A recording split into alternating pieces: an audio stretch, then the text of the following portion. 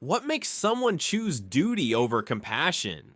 In Alien Earth Episode 5, we watch one of the most gut-wrenching moments of the series so far, Morrow leaving Captain Zaveri outside a sealed door with a Xenomorph seconds away from tearing her apart. But here's the thing, that choice wasn't just about survival, it was about loyalty, grief, and the cost of serving a mission that was doomed from the start. Let's break down why Morrow did what he did, and why it changes everything for the story moving forward. At the very start of Episode 5, we finally see how everything went to hell aboard the Magino. It's not a slow decline, it's chaos, instant and violent. A fire spreads through the ship like wildfire, alarms blaring, smoke choking the corridors. In the chaos, containment fails. The ship's specimens, those terrifying caged nightmares, spill out into the open, and then the horror escalates. Two crew members are attacked by facehuggers. One doesn't make it, the other becomes the unwilling carrier of a future Xenomorph. Watching this unfold, you can feel the tension ratchet higher and higher. But here's the thing, this wasn't an accident. It wasn't some tragic chain of mistakes. This disaster was engineered. The saboteur turns out to be Petrovich, the chief engineer. He wasn't just careless. He made a deal with Boy Cavalier, the kind of deal that drips with corporate greed.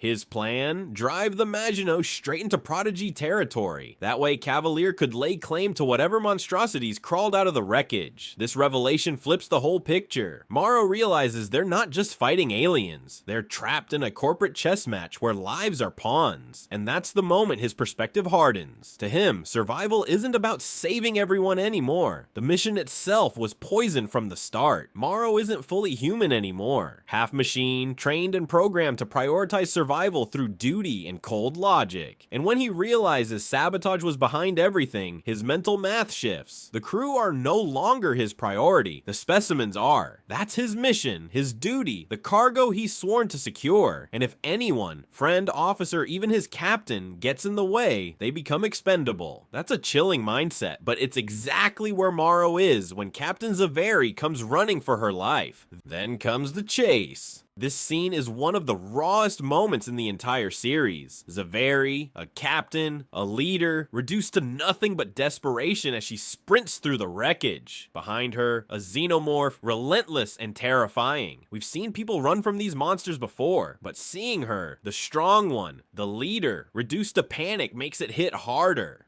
She reaches the sealed door, she pounds on it, begging, screaming for Morrow to open it. On the other side, Morrow sits by himself, making entries, weaponized arm at the ready, his cold eyes calculating. And here's the breaking point. In one decisive instant, he doesn't open the door. He welds it shut. Zaveri's screams echo as the Xenomorph tears her apart. It's brutal, it's merciless, and it's not by mistake. So why didn't he save her? Let's talk about the reasoning. Morrow doesn't save Zaveri because in his eyes, she's already dead. The survival pod can only sustain one person. Even if he opened the door, even if she made it through, the odds of them both surviving were near zero. So he makes the cruel, logical choice. He lets her become the distraction while he secures himself inside the pod. From his perspective, it's the only way forward. But this isn't just logic, it's also personal. Episode 5 doesn't leave Morrow as just a cold cyborg. We get a glimpse of the man beneath the armor. We learn about his daughter, who died in a house fire while he was away in space. That grief never left him. It carved him hollow.